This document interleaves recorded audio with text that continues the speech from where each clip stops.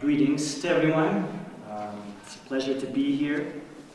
Since I only have 12 holy minutes to respond orally to Levering's impressive monograph, I'm going to focus on just one topic in his book, namely how he deals with the people of Israel. I've shared in writing some further comments on how he deals with Zionism. First, let me begin with praise for what Levering has set out to do in this ambitious, indeed precious work. Levering is to be commended for his genuine commitment as a Christian theologian to dialogue with what he dubs ongoing Judaism. Judaism did not end in the first century. It is not a religious relic of the Old Testament, but a living tradition that survived and at times even thrived despite the adverse conditions that developed in the centuries after the rise of Christianity. Levering is convinced that Christianity cannot be understood apart from the enduring story of the Jewish people. His engagement with Jewish theology to formulate Christian doctrine is thoroughgoing. This attitude refreshingly contrasts with the anti-Judaic contempt that once viewed, and in some circles still views, post-biblical rabbinic Judaism as devoid of any spiritual life or theological meaning. I also applaud Levering for honestly expressing his personal convictions on sensitive theological matters, even when this might prove controversial. For example, Levering insists that, quote, Christians must affirm that Jesus was and is the Messiah of Israel, and that the rejection of Jesus by the people to whom Paul and the apostles preached was a serious mistake, end quote. Many Jews will take issue with this assertion, I suppose, but those who carefully read Levering's book will sense that he speaks out of personal sincerity. With Martin Buber, though, I agree that the question regarding Jesus' messianic status should be relegated to those irreconcilable differences that divide Christians and Jews. I personally have nothing meaningful to add on this matter, save to underscore the imperative for Jews and Christians alike to agree to disagree on their fundamental differences and to move on to matters that they might share in common. Therefore, when voicing my disagreement with some of Levering's main points, I'm going to try to focus on what I believe can fall within the domain of reconcilable differences between Christianity and Judaism. One possible area for reconciling differences is ecclesiology. Levering believes that the people of Israel is the church, or as he says, Israel reconfigured, messianically and eschatologically. Thus, Levering redefines Jewish identity based on Christian categories. This is evident, for example, when Levering states that, quote, it seems to me that to be in Christ is to be Jewish in a messianically reconfigured way, end quote.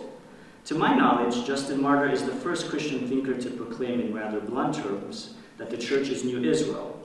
An explicit identification between Israel and the church is missing, however, in the New Testament, even in Galatians 3:28 to 29, which Levering quotes to assert that Christians are, quote, now all Israelites, all children of Abraham, in the Messiah, end quote. There is no doubt that Paul considered Jesus' followers, both Jew and Gentile, to be children of Abraham. However, as the Christian tune goes, Father Abraham had many sons. And the sons had Father Abraham. Keep listening along. You're one of them, and so are you. But let's just remember. Sorry, I'm cutting off the rock. First time seeing it at SBL. I'm tenured now. Don't worry about my academic reputation.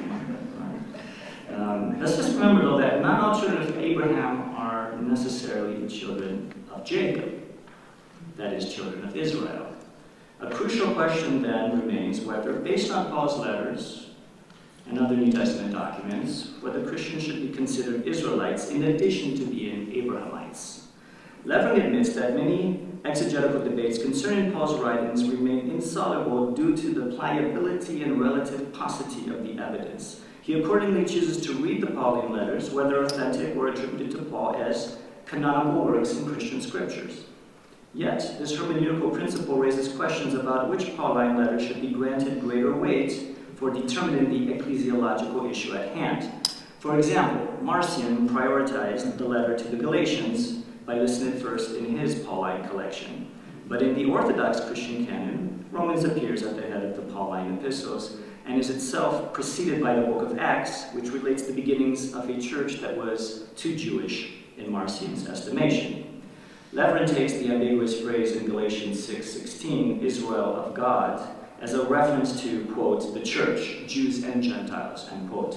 However, the canonical and chronological order of Romans and Acts, both were composed after Galatians, might suggest that these be granted the final word for determining the exact identity of the Israel of God, mentioned in Galatians 6:16. Interestingly, Paul never designates Gentile followers of Jesus as Israelites in Romans, even though he believed that they were children of Abraham. They may belong to the seed of Abraham, but not the seed of Jacob. Paul only refers to actual descendants of Jacob as Israelites. Thus, Paul confidently calls himself an Israelite from the seed of Abraham, since he descends from Benjamin, one of the 12 tribes. Indeed, Paul even addresses Jews who do not confess Jesus as, quote, my brothers, my kin, according to the flesh, who are Israelites, end quote, Romans 9:4. What about Romans 2, verses 28 to 29? Does it not indicate that Paul redefined Jewish identity to encompass Gentiles? Leverin quotes the following English translation in support of that supposition, quote, for he is not a real Jew who is one outwardly, nor is true circumcision something external and physical. He who is a Jew is one who is one inwardly, and real circumcision is a matter of the heart, spiritual, and not literal, end quote. This translation is problematic for several reasons. First, it omits the concluding statement in Romans 2:29, quote, of whom the praise is not from humans, but from God, end quote. Yet these final words are critical for deciphering the obscure Greek text of Romans 2:28 to 29, which is far from being straightforward, as many exegetes have observed. An alternative translation that fits better with the Greek text and context of Romans would be, quote, for it is not the external Jew, nor the external circumcision in the flesh, but the internal Jew and the circumcision of the heart in spirit and not in letter, whose praise is not from humans, but from God, end quote. One of the strengths of this translation is that it does not use the words real or true, which are missing in the Greek text. Critically, it takes into account the end of verse 29, which underscores the need for the circumcision of the heart. The theme of a new or circumcised heart appears several times in the Hebrew Scriptures, in passages that hardly seek to redefine Israelite identity. Paul's main point in Romans 2:28 to 29 is not that Jews and Gentiles alike, that Jews and Gentiles alike require heart transplants. After indicting Gentile sinners in Romans chapter 1 and possibly chapter 2, verses 1 to 16, Paul begins addressing Jewish transgression in Romans 2:17. The heart of the matter, however, is the heart itself, not Jewish identity. Indeed, right after Romans 2:28 to 29, Paul proceeds to reaffirm Jewish membership in traditional terms. What then is the advantage of the Jew, or what is the benefit of circumcision? Much in every way, Romans 3:1. However, so long as his fellow Jews did not confess Jesus as Israel's Messiah, Paul could not yet affirm that as children of Abraham according to the promise, see Romans 9:8, they benefited from the eschatological salvation he believed came solely through Jesus.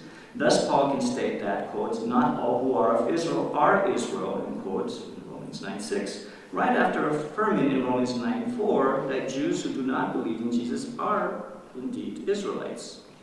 Israelite identity is not being expanded in Romans 9:6 to include non-Jews. Rather, Paul is distinguishing between Jews who confess Jesus and Jews who do not confess Jesus as their Messiah.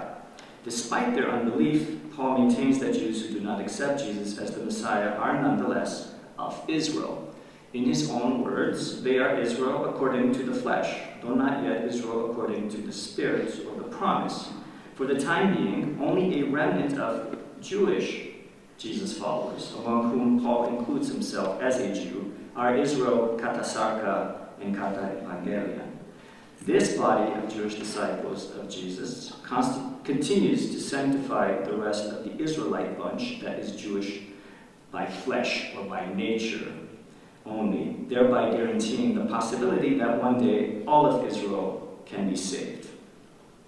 Paul, therefore, does not confuse Gentile Christians who are children of Abraham with Jews who remain the children of Abraham as well as the children of Jacob.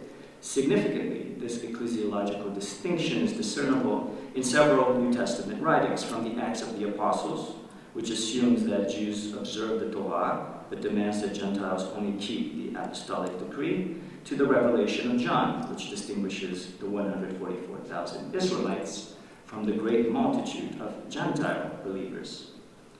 Now, would any of the ecclesiological revisions just proposed prove irreconcilable to Christian faith and self-identity? Ultimately, this question, of course, is left for Levering and other Christians to decide. At least in the ecclesiological refinement just suggested, Israel remains Israel, even if it leaves open to question the Christian belief that Jews should accept Jesus as Israel's Messiah. Yet I have sidestepped that latter question, as it is assignable to the realm of the irreconcilable beliefs that divide Judaism and Christianity. Once again, I thank Levering for approaching the Jewish religion as a theological, informative, and vibrant expression based on the personal conviction, which I also share, that Christianity cannot be understood apart from Judaism.